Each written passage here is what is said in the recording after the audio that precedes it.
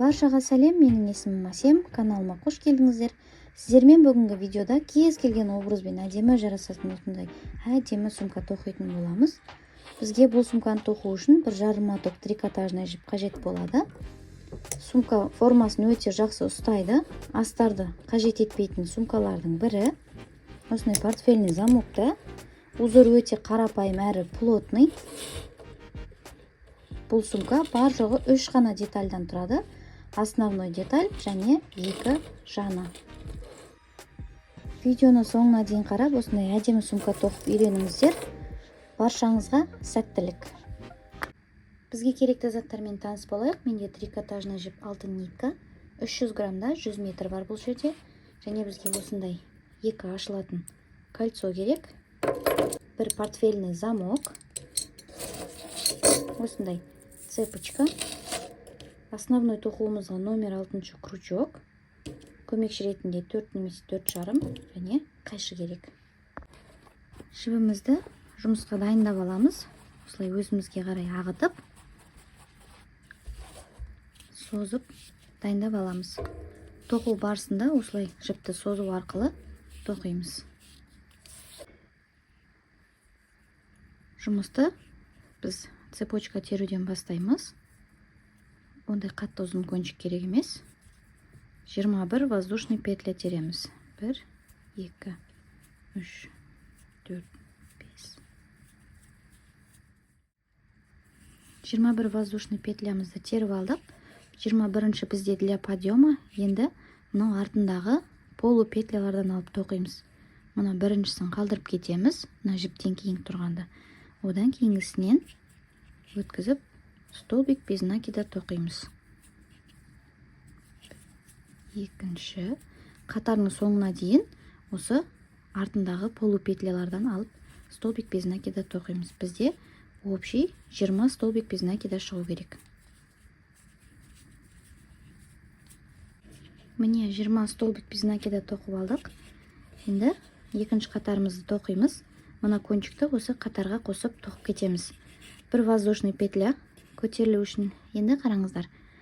Мына воздушный петлядан кейінгі косичканың артқы қабырғасынан алып біреуін аламын. Және мына өткен қатардағы бергі қабырғасынан аламын. Көрдіңіздер, мына қазір тоқып келген қатардың өзімізден былай бұрған кездегі артқы қабырғасы, мына өткен қатардың бергі қабырғасынан алып столбик без накида тоқимыз. Мына кончик арасында тоқып кетеміз мына кончикті. Міне, екінші столбик без накида. Дәл осылай қатарымыздың соңына дейін тоқып аламыз. Бізде жалпы өткен қатардағыдай 20 столбик без накида шығу керек. Тағы да көрсетемін. Артқы қабырғасы, мына өткен қатардың бергі қабырғасы. Міне.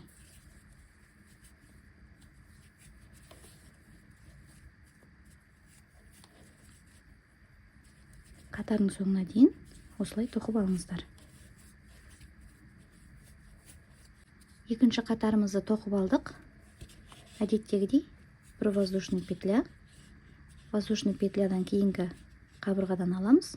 Және өткен қатардың мынау қалған қабырғасынан аламыз. Столбик без накида тоқимыз. Мынаның артқы қабырғасы, мына жақта өзі бір ғана қабырға қалды. Осыдан алып тоқимыз. Бұл бізде үшінші қатар. Қатар біткенше дәл осылай 20 столбик без накида тоқимыз. Мына косичканың артқы қабырғасы, мына жақта өзі бір қабырға қалды. Өйткені бұның бір қабырғасы, мына екінші қатарда тоқып кеттік. Сондықтан бізде бір ғана жарты петля қалды. Содан алып тоқимыз.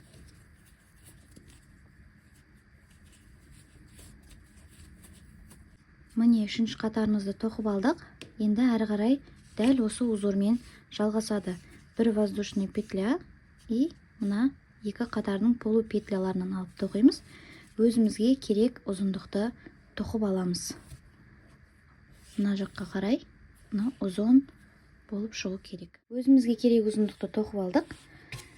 Мына сызықтармен санайтын болсақ, бір бетінде 33 сызық, екінші бетінде 32 сызық бар. Қазір сантиметрмен өлшеп көреміз. Ені 22 сантиметр, ұзындығы 45 сантиметр. Енді біз соңғы қатарымызды жауып алуымыз керек, өйткені бізде мынадай бітпей қалған қатар бар, иә? Бір воздушный петля. Дәл сол способпен тек столбик без накида тоқымаймыз, тек соединительный петля жасаймыз, міне.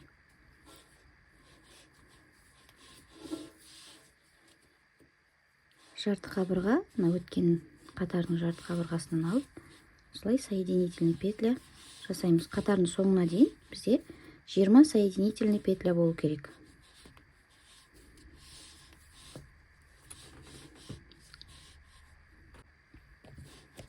Соңғы 20-ші соединительный петля. Осылай болып шығу керек. Енді біз жібімізді кесеміз.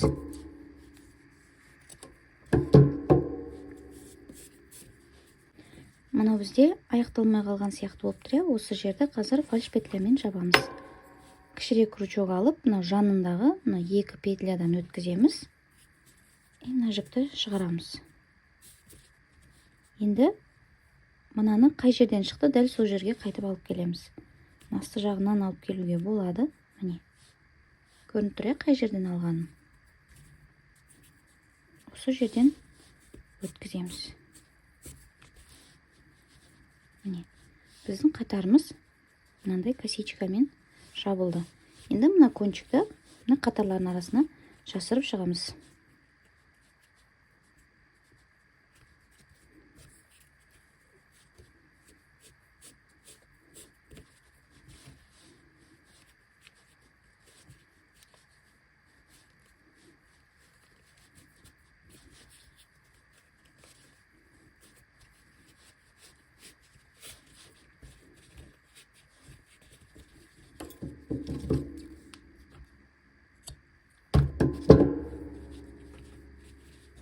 Не болды? Біз бұны енді шетке ала тұрамыз. Сумкамыздың екі жанын тоқып алу керекпіз.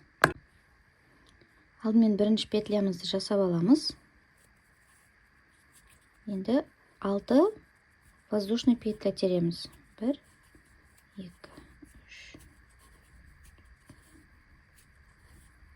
Алтыншы бізде для подъема көтерілу үшін енді дәл мына сумканың основасын тоқығандай, косичканың артындағы полупетлялардан тоқимыз. Біріншіні қалдырамыз, екіншісінен бастап тоқимыз. Столбик без накида. Дәл жаңағы сумканың узорын қайталаймыз. Бірінші қатарымыз обычный столбик без накида болды. 3, 4, бізде жалпы 5 столбик без накида шығу керек. Міне 5-ші. Енді бір воздушный петля. Біріншіні қалдырамыз, екіншінің жарты қабырғасынан и мына кончикті қосып тоқып кетеміз. Өткен қатардың мына бергі қабырғасынан алып, столбик без накида тоқимыз. Сумкадағы узорды қайталаймыз. Және дәл осылай өзімізге керек ұзындықты тоқып аламыз.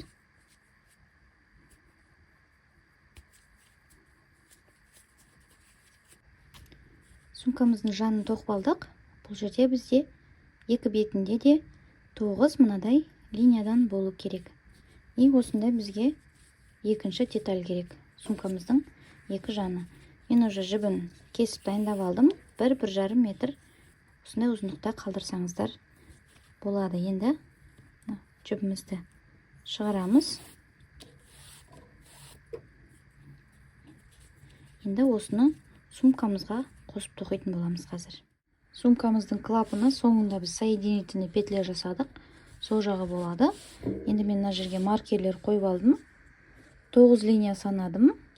Тағы 5 линия бұл донышкасына кетеді. Тағы да 9 линия. Өйткені бізде мына жерге сәйкес келеді сондай. 9 линия, 5 столбик и тағы да 9 линия мына жерде бар. Қазір осыны сумкамызға қосып тоқып шығамыз. Міне мен былай беттестіріп алдым. Енді соңғы косичкадан және основной детальдан сумканың осы жерден екі бұрышындағы екі петлядан өткізіп жібімізді былай қарай шығарып аламыз.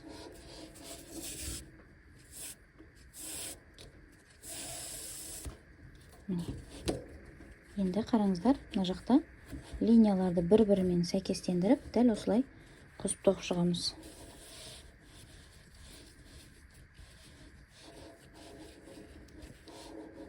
Мына линияның жанындағы петлядан аламыз, мына жақтағы мына петлядан аламыз. Осылай мына жібімізді өткіземіз.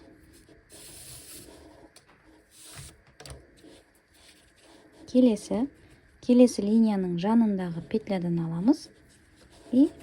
Мына жақтағы мына линияның жанынан шығарып жібімізді мына бетке алып өтеміз.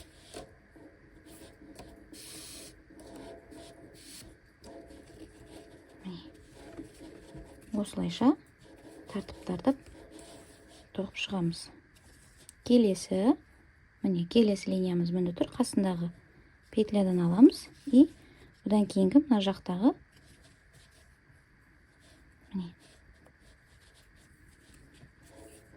осы жерден алып шығамыз.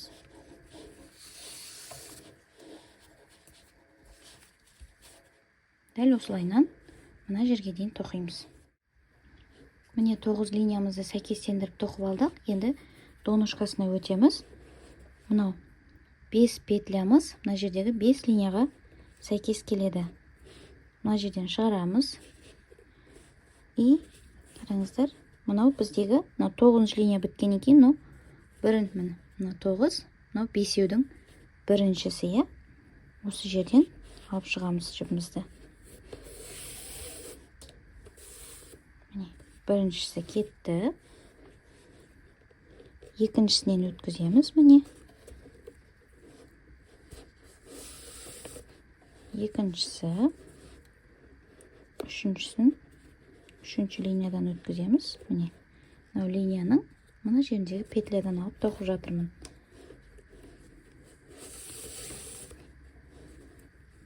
Тартып тоқыңыздар. Бізде енді 4-ші петля. Мына жақта 4-ші линия міне.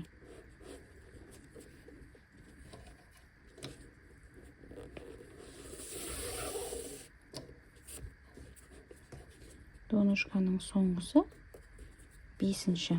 Мына 5-ші линияның жанындағы петлядан аламыз.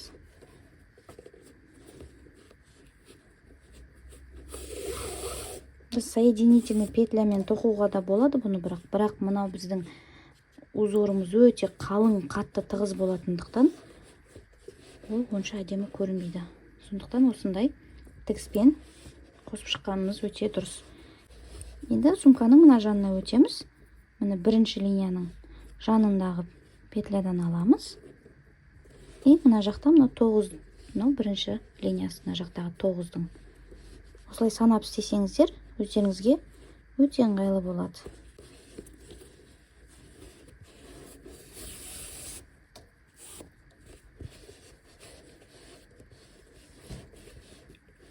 Дәл осылайынан тоқып шығамыз.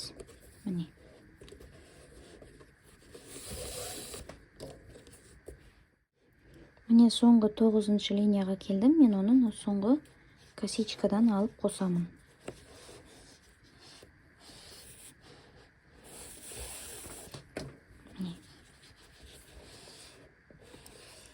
Жаны осылай болып шығады. Жібімізді сәл қысқартып, мына кончикті сумкамыздың столбиктардың арасына жасырып шығамыз. Енді мына маркерлерді алып тастасақ болады. Бұны енді келесі жағына қадаймыз.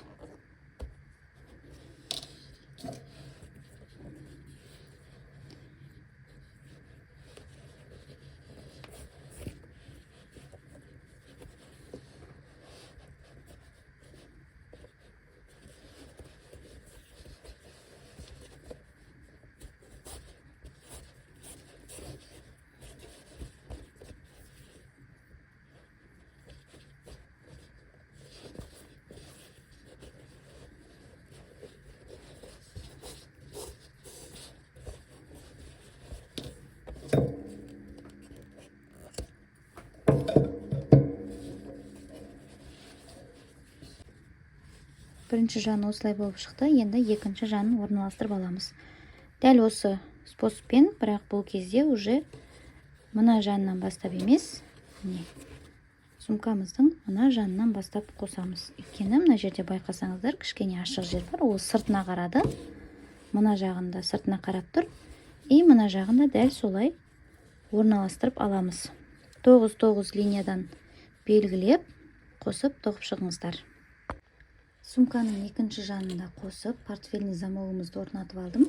Және осындай екі колечкамен бауын қойдым.